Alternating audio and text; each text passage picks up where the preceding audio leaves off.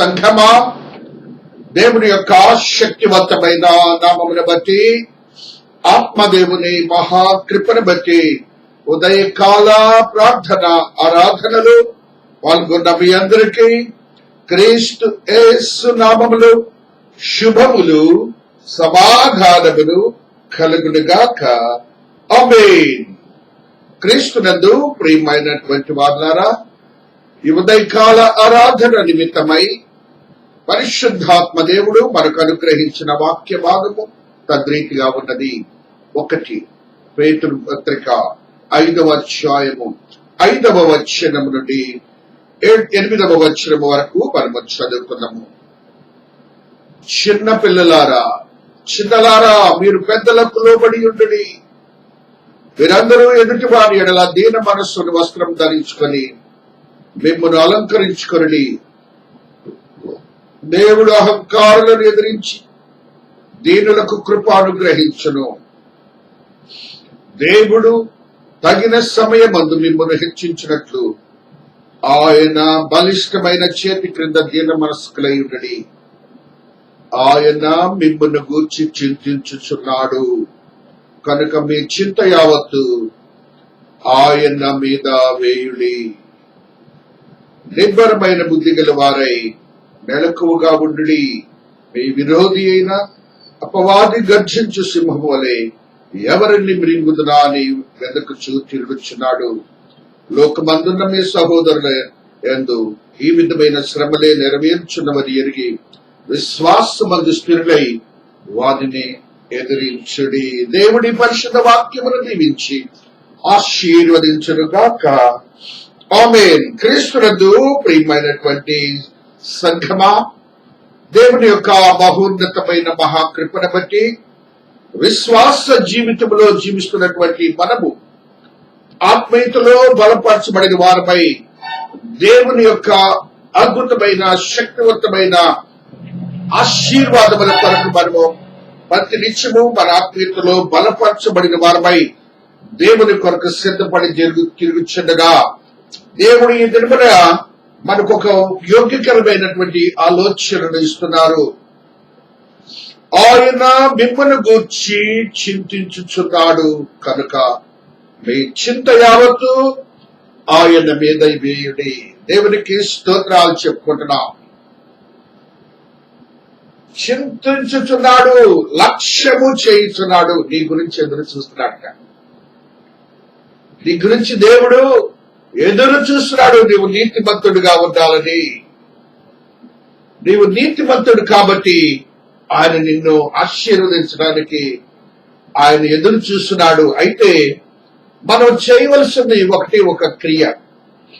మన చింత యావత్తు ఆయన మీద వేయాలి. ప్రొవైడెడ్.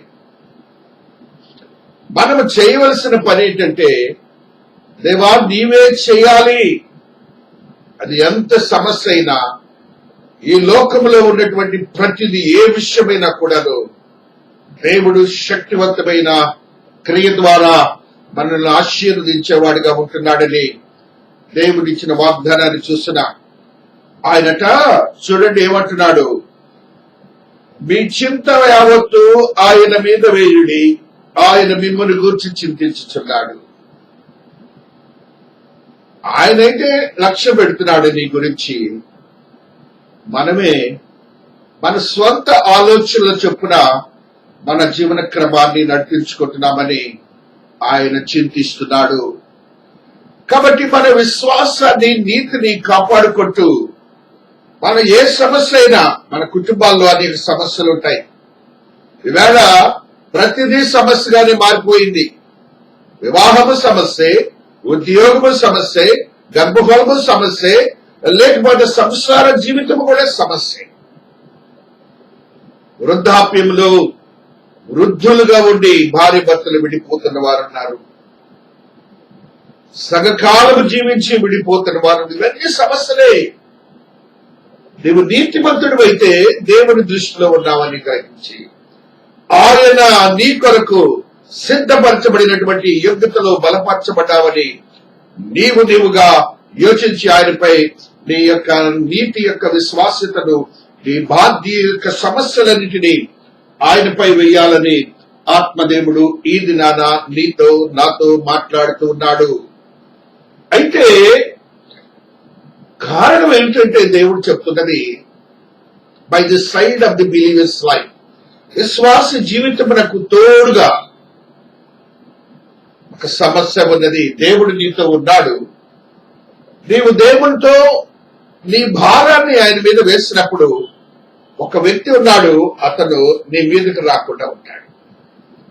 అతని గురించి కూడా దేవుడు చెప్తున్నాడు, నిబ్బరమైన బుద్ధి గల వారి మెలకువగా ఉండుడి, మీ విరోధి అయిన అపవాది గర్జించు సింహం వలె ఎవరిని మిరుగుతుందా అని వెదకుచు తిరుగుచున్నాడు. విశ్వాసి గమనించవలసింది ఏంటంటే, ఇది ఈ లోకము లోకాధికారిది, అనగా అపవాదిది. అపవాది నీతిమంతులు నీతిగా జీవిస్తున్నప్పుడు, ఎప్పుడైతే మన నీతిని కోల్పోయి మన విశ్వాస్యతను కోల్పోయి ఉంటామో అప్పుడు అపవాది నీ జీవితంలోనికి వస్తాడు. ఎట్లా వస్తాట? గర్జించు సింహం వలె. అప్పుడు బలం వచ్చేస్తుంది అతనికి. అప్పుడు అపవాదికి బలం వస్తుంది. నువ్వు ఎప్పుడైతే దేవుని మీద ఆధారపడతలేదో అప్పుడు అపవాదికి బలం వచ్చి నిన్ను శ్రమ పెట్టడానికి తను గర్జించు సింహం వలె మీ మీదకి వస్తాడు. అంటే ఎంతో బలమైనటువంటి శక్తివంతమైన సాధనముగా నీ మీదకి వస్తాడని దేవుడి దినాన నీతో నాతో మాట్లాడుతూ ఉన్నాడు. కాబట్టి నీవు చింతను ఆయన, నీ సమస్యలను ఆయన మీద వేయడానికి నీవు సిద్ధపడి నేర్చుకోవాలి. ఆయన అంటున్నాడు చూడండి, దేవుడు తగిన సమయమందు మిమ్మల్ని హెచ్చించినట్లు. ఆయనకు ఒక సమయం ఉంటుందండి, ఆయన ప్లానింగ్ ఆయనకు ఉంటుంది. ఆ పథకం ప్రకారమే ఆయన నిన్ను హెచ్చిస్తాడు. కాబట్టి ఆ సమయం ఆయనకే వదిలేసేయండి, ఆయన మీద మాత్రం భారం వేయండి. అంటున్నాడు చూడండి, లోకమందున్న మీ సహోదరుల యందు ఈ విధమైన శ్రమలే నెరవేర్చున్నామని ఎరిగి విశ్వాసమందు స్థిరులై వారిని ఎదిరించుడి. దేవుడు స్పష్టంగా మాట్లాడుతున్నాడు, లోకమందున్న మీ సహోదరుల యందు అంటే యేసుని ఎరుగక ఈ లోకములో ఉన్నటువంటి వారు, దేవుని ఎరుగనటువంటి వారు, దేవుని యందు నీతి యందు జీవించినటువంటి వారు అనేక శ్రమలు పడుతున్నాడు. అది మీరు తెలుసుకోండి, అది జ్ఞానవంతులుగా ఉండండి అంటూ మనకు ఒక సలహా. విశ్వాసమందు స్థిరులై వారిని ఎదిరించుడి. దేవునికి స్తోత్రాలు. హల్లెలూయా. కాబట్టి మన విశ్వాస్యతను మనం కాపాడుకోవాలి. దేవాతి దేవుడు ఇర్మియా గ్రంథంలో ఒక సత్యాన్ని మనకు తెలియజేస్తున్నాడు. ఇర్మియా 17వ అధ్యాయంలో ఒక సత్యాన్ని ఆత్మదేవుడు ఈ రీతిగా నీతో నాతో మాట్లాడుతూ వస్తున్నారు. 7వ వచనము, యెహోవాను నమ్ముకున్నవాడు ధన్యుడు, యెహోవానికి ఆశ్రయముగా ఉండును. వాడు జలముల యొద్ద నాటబడిన చెట్టు వలె నుండును. అది కాలువల ఓరను, దాని వేళ్లు తన్నును, వెట్ట కలిగినను దానికి భయపడదు. దాని ఆకుపచ్చగా ఉండును. వర్షము లేని సంవత్సరమున చింతనొందదు, కాపు మానదు. దేవునికి స్తోత్రములు, దేవునికి స్తోత్రములు. ఏ సమయంలోనైనా డ్రౌట్ లో కూడా ఏ హాని ఆయన నమ్ముకోవటమే. మరి చెప్తున్నాడు, ఆ అపవాదికి మనకి వచ్చేటువంటి బలహీనమైన స్థితి, హృదయము అన్నిటికంటే మోసకరమైనది, అది ఘోరమైన వ్యాధి కలది, దాన్ని గ్రహింపగలవాడెవడు. ఆ హృదయము మనల్ని ఇబ్బంది పెడుతుంది. కాబట్టి దేవుని నమ్ముకోనండి. ఇవన్నీ కూడా సమస్యలకు దూరపడతావు. మరి యొక్క సత్యాన్ని ఇర్మియాలోని 23:28లో పరిశుద్ధాత్మ దేవుడు మరి యొక్క సత్యాన్ని మనకి దినాన తెలియజేస్తూ ఉన్నాడు. ఇర్మియా 7:23-28. హల్లెలూయా, స్తోత్రం స్తోత్రం స్తోత్రం స్తోత్రం. హల్లెలూయా, స్తోత్రం. ఏదనగా నా మాటలు మీరు అంగీకరించినట్లా నేను మీకు దేవుడినయ్యుందును, మీరు నాకు జనులయ్యుందురు. మీకు క్షేమము కలిగినట్లు నేను మీకు ఆజ్ఞాపించుతున్న మార్గమంతటి యందు మీరు నడుచుకొనడి. అయితే వారు వినకపోయి చెవి యొక్కకుండని ముందుకు సాగగా వెనుతీర్చు తమ ఆలోచనలు బట్టి తమ దుష్ట హృదయ కాకిని అనుసరించి నడుచుచూ వచ్చిరి.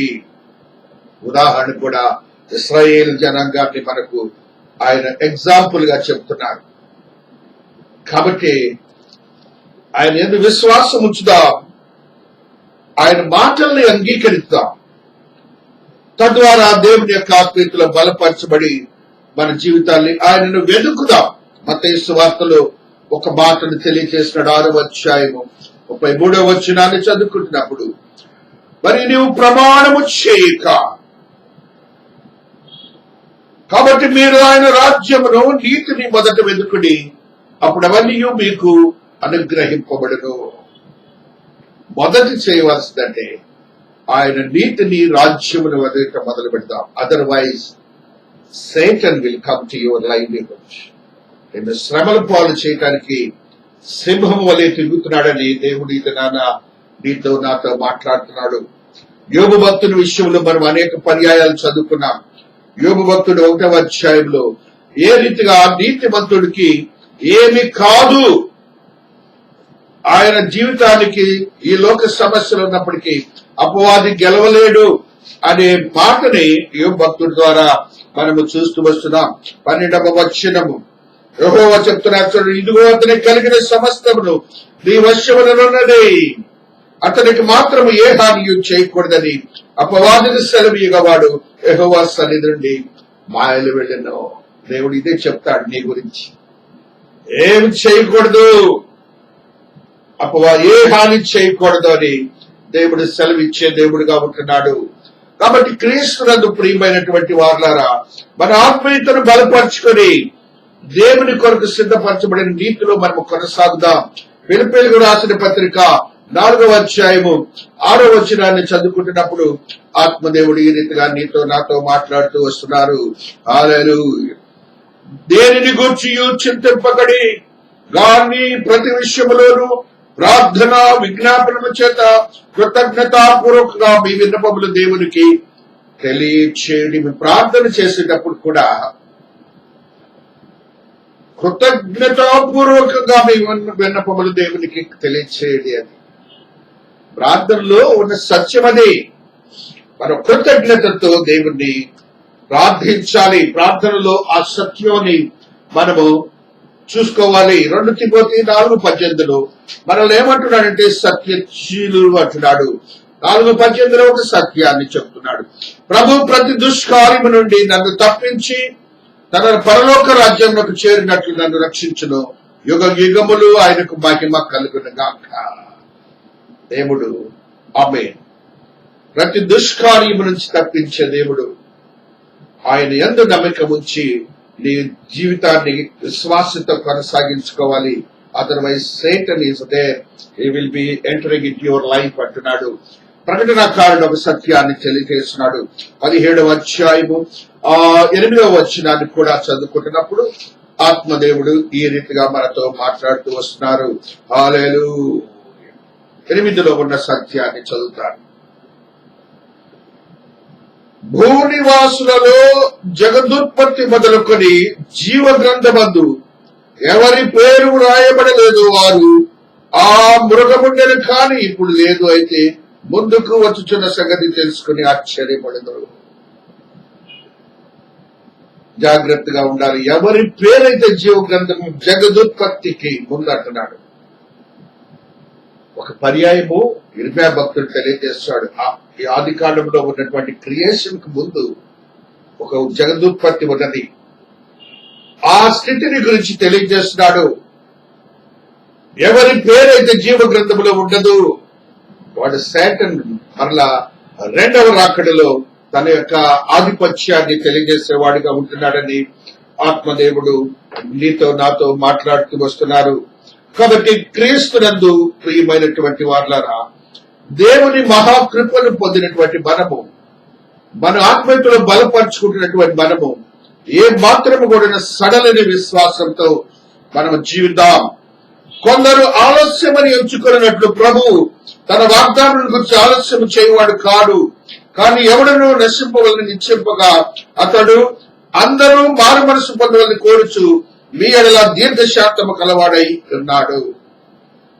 కాబట్టి దేవుని యొక్క ఆధిక్యతను, పొందుతున్నటువంటి మనము, నీతిలో జీవిస్తున్నటువంటి మనము మన నీతిని బలహీనపడకుండా, విశ్వాసకులు బలహీనపడకుండా ఆయనపై ఆధారపడే వారిగా ఉండాలని, అపవాది గర్జించు సింహం వలె ఉన్నాడని మన చింతలు యావత్తు ఆయనపై వేద్దాం. ఆయనే మన పక్షంగా వేస్తాడు. దేవుడు నీ జీవితాన్ని, నీ కుటుంబాన్ని, నీ బిడ్డలను ఆశీర్వదించి కృపలో భద్రపరచబడను గాక. ఆమేన్. ఆమేన్. ప్రార్థించుకుందాము. శక్తివంతమైన దేవా, మీ పాద సన్నిధిలో ఉన్నాం తండ్రి. అయినా మీరు మాకు దేవుడిగా ఉన్నందుకు స్తోత్రాలు చెల్లించుకుంటున్నాను. అద్భుతమైన, శక్తివంతమైన కార్యములు జరిగించే దేవుడవు నాయన. అయినా మా జీవితములలో నీతిమంతులుగా, విశ్వాసులుగా, నీతి పరిశుద్ధతలో జీవించే యోగ్యతనైనా రక్షించబడిన మా అందరకు మీరు అనుగ్రహించినందుకు స్తోత్రాలు. మా జీవన క్రమములోనైనా విశ్వాసాన్ని కోల్పోక, నీతి నుండి సడలక, నైనా పరిశుద్ధతలో కొనసాగించే యోగ్యత మాకు కొనిపోబోయినప్పుడు, లేనప్పుడు అపవాది గర్జించు సింహం వలె మా మీదకి వస్తాడని మీరు సెలవిచ్చిన వాక్యాన్ని బట్టి స్తోత్రాలు. నైనా తద్రీతిగా ఒక పరీక్షను యోగు భక్తుని ఎడల మీరు చేశారు. యోగు సడలని విశ్వాసముతో, నీతితో జీవించాడు, గెలిచాడు. నైనా లోకంలో కోల్పోయినప్పటికీ మీరు డబుల్ ది రేజ్, రెండంతల ఆశీర్వాదాల బిడ్డకు దాయం చేశారు. మీరు మాకునే ఇస్తారని చెప్తున్నారు. అయితే లోకమందున్న వారిని గురించి కూడా శ్రమలు పడుతున్నారు. మీరు గమనించండి. మీకు ఆ శ్రమలు లేవు అని మాకు సెలవిచ్చారు. అట్టి శ్రమలు మాకు లేవు నాయన. కృతజ్ఞతలు చెల్లించుకుంటున్నారు. తద్రీతిగా విశ్వాసత, నీతిలో స్థిరపరచబడి జీవించే యోగ్యత నా బిడ్డలందరికీ అనుగ్రహించబడను గాక. అపవాదిని బంధించబడను గాక.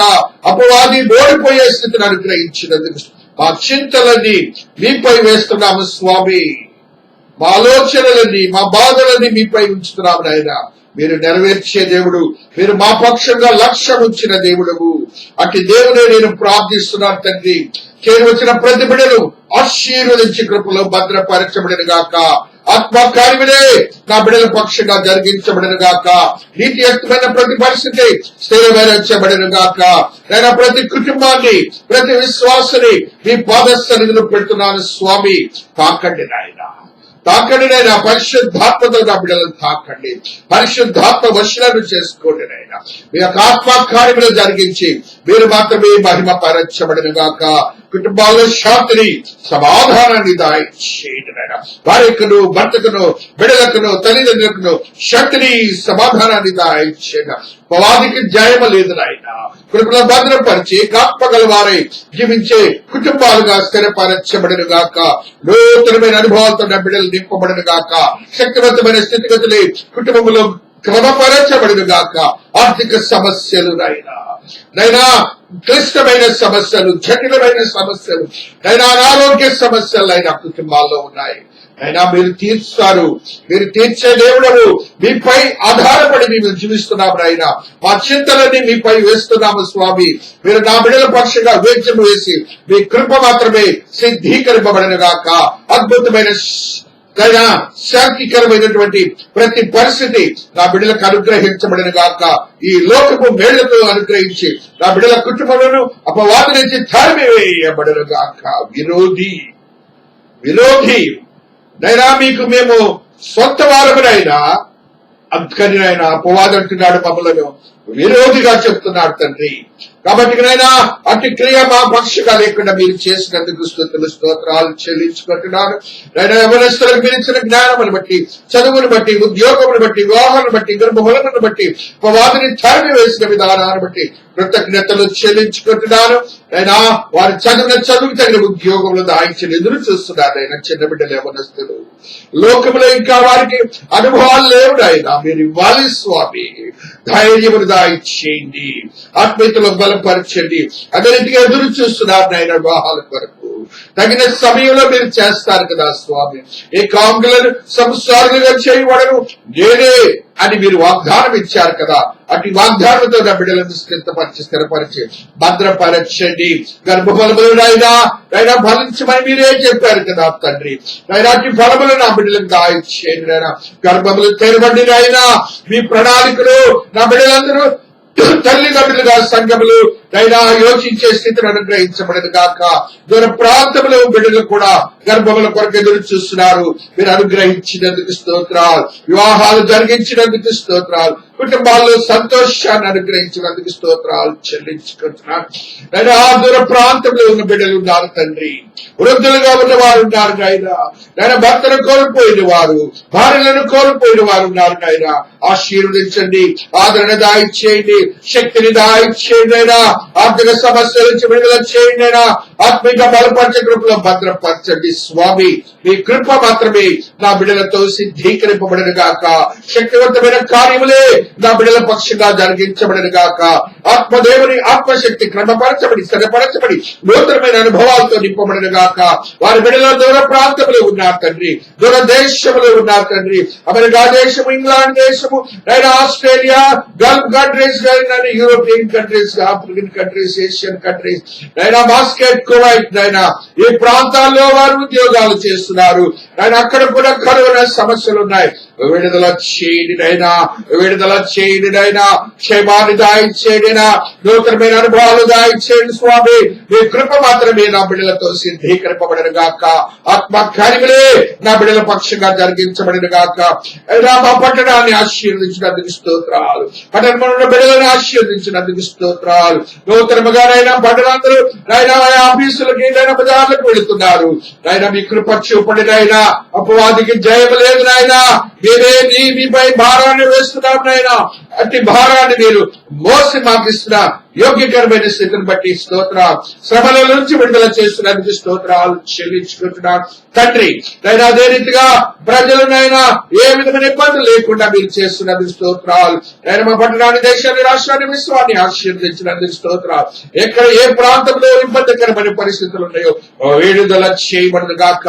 నేను మా అధికారులకు, అధిపతులకు జ్ఞాన వివేకములు దాయిచేసి ఒక అద్భుతమైన శక్తివంతమైన స్థితిగతులు అనుగ్రహిస్తున్నందుకు స్తోత్రాలు చెల్లించుకుంటున్నాను. ఆయన మంచి పరిపాలన మాకు దాయిచేస్తున్నందుకు స్తోత్రాలు. మా వాది నుంచి దూరం వచ్చినందుకు స్తోత్రాలు. కృపా సత్య సంపూర్ణ దేవుడు మహోన్నతమైన కార్యములు నా బిడ్డల పక్షంగా జరిగిస్తున్నందుకు కృతజ్ఞతాభివందనములు చెల్లించుకుంటున్నాను తండ్రి. మరియు నైనా పట్టణంలో ఉన్న ప్రతి బలహీనలను ఆశ్చర్యకరంగా మార్చండి స్వామి. కృపా సత్య సంపూర్ణ నూతనమైన అనుభవాలతో కూడిన జీవితాలు నా బిడ్డలకు దాయిచ్చేయండి.